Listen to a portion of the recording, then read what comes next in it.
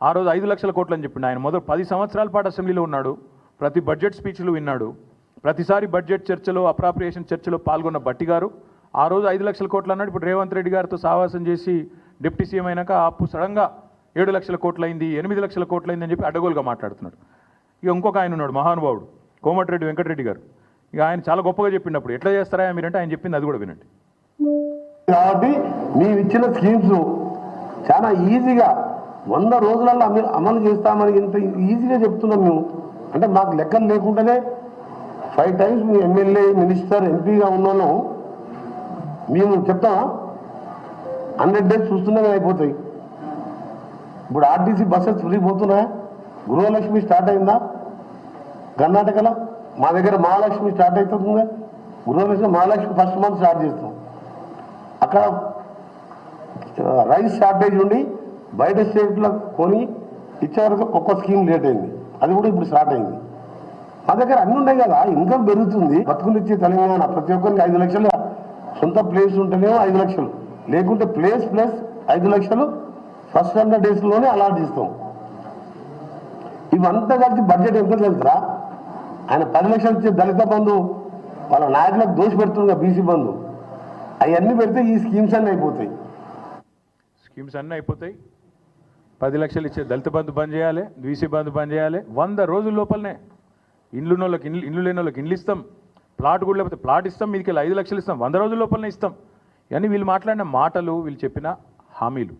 బాధ ఎక్కడ అనిపిస్తుంది అంటే, సరే ఓట్ల కోసం ఇష్టం వచ్చినట్టు నోరు ఎట్లా ఉంటే అట్లా నారికి ఎంత వస్తే నోటికి ఎంత ఇస్తే అంతా మాట్లాడినారు. కానీ ఇవాళ బాధ్యతాయుతమైన పదవుల్లో కూర్చొని మంత్రులుగా, ఉప ముఖ్యమంత్రిగా, చీఫ్ మినిస్టర్గా ఇవాళ మాట్లాడుతూ ఆర్థిక పరిస్థితి బాగాలేదు అని చెప్పడానికి సిగ్గనిపిస్తలేదా? బాగాలేనిది ఆర్థిక పరిస్థితి కాదు, మీ మానసిక పరిస్థితి. బాగాలేనిది మీ మానసిక పరిస్థితి బాగాలేదు. మీకు ఇక్కడ గుజ్జు లేకపోతే మేమేం చేస్తాం దానికి? మీకు తెలివి లేదు, రాష్ట్రాన్ని నడిపే తెలివి లేదు, పరిపాలన చేత కాదు. కాబట్టి నోటికొచ్చిన వ్యాఖ్యానాలు చేస్తూ ఉన్నారు. చక్కదిద్దాల్సిన సీట్లో కూర్చొని చేతగాని మాటలు మాట్లాడితే ప్రజలు ఏమనుకుంటారు? మీకు లోన్లు ఇచ్చే ఇన్స్టిట్యూషన్స్ ఏమనుకుంటాయి? దేశంలోని మిగతా పార్టీలు ఏమనుకుంటాయి? మిగతా రాష్ట్రాలు ఏమనుకుంటాయి అనే కనీస సోయి కూడా లేదా? అసలు మిమ్మల్ని కూర్చోబెట్టింది ఎందుకు?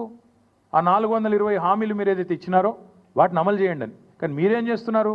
అర్జెంటుగా కేసులు పెట్టండి, రాష్ట్ర ఆత్మగౌరవాన్ని దెబ్బతీయండి, మార్పు పేరిట వేల కోట్ల రూపాయలు ఖర్చు పెట్టండి, పనికిమాల పనులు చేస్తూ టైంపాస్ చేయండి అనా మిమ్మల్ని కూర్చోబెట్టింది? అక్కడ కాదు కదా. రైతు భరోసా ఏది, 6 గ్యారంటీలు ఏది? గతంలో ఒక మాట అన్నారు ముఖ్యమంత్రి గారు, ఇప్పుడు ఆ వీడియో ప్లే చేయమంటే చేస్తాను, దగ్గర ఉంది. కడుపు కట్టుకుంటే ఏముందా, ఒక సంవత్సరం కడుపు కట్టుకుంటే 40,000 కోట్లు ఇట్లా ఇచ్చేయచ్చు రుణమాఫీ అన్నావు. మీరందరూ చూసే ఉంటారు. అంటే ఇప్పుడు ఏమైంది మరి? ఈ 420 హామీలు ఏమైనాయి? ఇవాళ ఈ కారు కూతలు ఎందుకు? రాష్ట్ర ఆర్థిక పరిస్థితి బాగాలేదు అనే దివాలా కోరు మాటలు ఎందుకు మాట్లాడుతున్నావు? రైతులను మోసం చేయడానికా? మహిళల్ని మోసం చేయడానికా? పెద్ద మనుషులను మోసం చేయడానికా? లేదా మీ మాటలు నమ్మి ఓట్లేసిన మొత్తం ప్రజలందరినీ మోసం చేయడానికా? ఈ కుంటి సాకులు ఎక్కువ రోజులు చెప్పి తప్పించుకోలేవు. రాష్ట్ర ఆర్థిక పరిస్థితిని ఎవడన్నా ఖరాబ్ చేసిండా అంటే ముమ్మాటికి రేవంత్ రెడ్డి అని నేను ఖచ్చితంగా చెప్తా ఉన్నాను, నిర్ద్వందంగా చెప్తా ఉన్నాను. లేకపోతే చక్కగా పరుగులు పెడుతున్న రాష్ట్రాన్ని, పరుగులు పెడుతున్న హైదరాబాద్ రియల్ ఎస్టేట్ రంగాన్ని, హైడ్రా పేరిట, మూసీ పేరిట దౌర్భాగ్యం అంతా తెచ్చిందే ఈ కాంగ్రెస్ ప్రభుత్వం. మొత్తం వీళ్ళ విధ్వంసకరమైన ఆలోచనలతో, వీళ్ళ చాతగాంతనంతోనే రాష్ట్ర ఆర్థిక పరిస్థితి వాళ్ళ కుదేలైంది. నువ్వే బజార్లో పడి నేను నా ఆర్థిక పరిస్థితి బాగాలేదు బాగాలేదు బాగాలేదు అని 10 సార్లు చెప్తే కొత్త ఇన్వెస్టర్ ఎవడన్నా వస్తాడా? ఉన్నవాడే పారిపోయిండు. 3 పెద్ద పెద్ద పరిశ్రమలు పారిపోయినాయి. కెయిన్స్ అనే పరిశ్రమ పారిపోయింది, మేము కష్టపడి బెంగళూరు నుంచి ఇక్కడికి పట్టుకొస్తే ఆయన గుజరాత్ పారిపోయిండు. కార్నింగ్ అనే పరిశ్రమ తమిళనాడు పారిపోయింది. ఫాక్స్కాన్ విస్తరణ ఆగిపోయింది, తమిళనాడులో విస్తరిస్తూ ఉన్నారు. ఎవడొస్తాడండి దివాలా తీసిన రాష్ట్రానికి? నువ్వు ప్రోత్సాహకాలు ఇస్తావో ఇయ్యవో, రేపు రాయితీలు ఇస్తావో ఇయ్యవో, నీ పెట్టిన మాటలకి విశ్వాసం ఎక్కడుంటుంది? ఒప్పందాలు ఉన్న వాటిని నువ్వు ఇష్టం వచ్చినట్టు ఏకపక్షంగా రద్దు చేస్తే ఎవడు పట్టించుకుంటాడు? రాష్ట్రాన్ని విధ్వంసం చేసిందే, ఈ రాష్ట్రాన్ని అతలాకుతలం చేసిందే నీ దివాలా కోరుతనం, నీ భావదారిద్ర్యం. ఈ అన్నింటికి మించి ఆశ్చర్యకరం అనిపించేది, ఒకవైపు ఏమో కొత్త పెట్టుబడులు రానివ్వట్లేదు మీరు, మరొక వైపు ముఖ్యమంత్రి గారు దావోస్ పోతున్నారని తెలిసింది, దాని గురించి మళ్ళీ మాట్లాడతాను నేను. మరొక వైపు 1,38,000 కోట్ల అప్పు ఒక సంవత్సరంలో.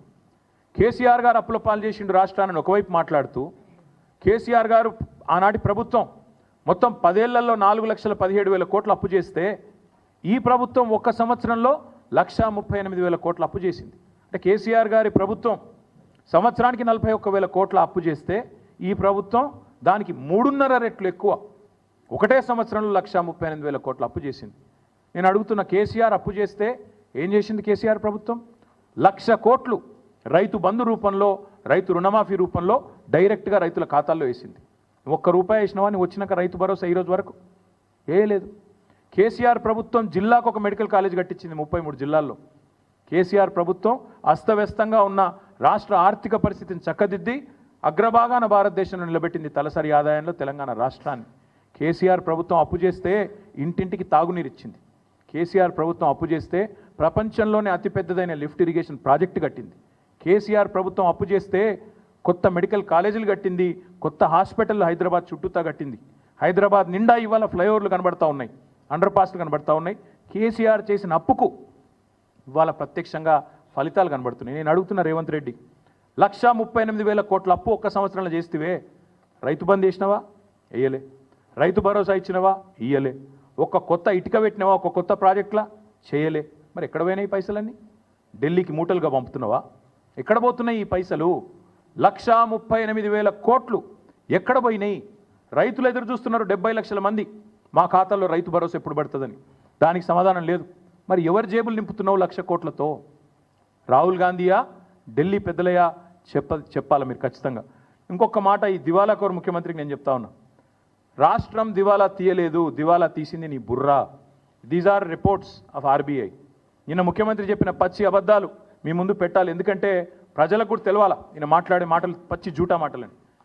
I'm quoting from RBI report on state finances and this is audited report of government of Telangana, published by government of Telangana. నేనేదో ఆల్తు ఫాల్తు మాటలు, నా ఇష్టం వచ్చిన లెక్కలు, నా సొంత కవిత్వాలు చెప్పట్లేదు.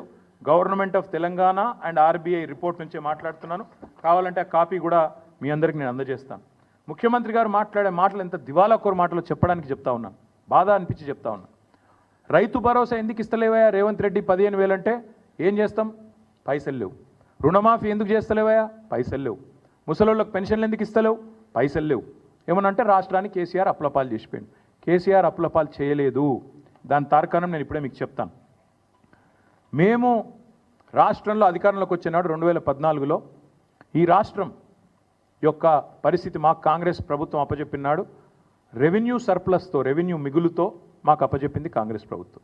369 కోట్ల రెవెన్యూ మిగులుతో మాకు అప్పచెప్పారు 2014లో 369 crores. మేము దిగిపోయే నాడు 2022-23 నాడు బడ్జెట్ ప్రకారం 5,943 కోట్ల రెవెన్యూ మిగులుతో మేము తిరిగి వాళ్ళకి అప్పచెప్పినాం. 369తో మీరు మాకు అప్పచెప్తే రాష్ట్ర ఆదాయం పెంచినాం, మిగులు పెంచినాం. మీకు అప్పచెప్పినాడు 5,943 కోట్లతో 2022-23 బడ్జెట్ ప్రకారం రెవెన్యూ సర్ప్లస్తో మీకు అప్పచెప్పినాం. ఏంది రెవెన్యూ సర్ప్లస్ అంటే? అసలు రెవెన్యూ సర్ప్లస్ అంటే ఏంది అంటే, ప్రతి రాష్ట్రానికి రెవెన్యూ రాబడి ఉంటుంది, రెవెన్యూ ఖర్చు ఉంటుంది. రెవెన్యూ రిసీట్స్ ఉంటాయి, రెవెన్యూ ఎక్స్పెండిచర్ ఉంటుంది. రెవెన్యూ రిసీట్స్ ఏంటి అంటే, మీకు వచ్చే రాబడి ఎక్కడెక్కడి నుంచి వస్తుంది? ఎక్కడి నుంచి వస్తుంది అంటే, ఒకటి సెంట్రల్ ట్యాక్సెస్లో మన షేర్ మనకు ఉంటుంది.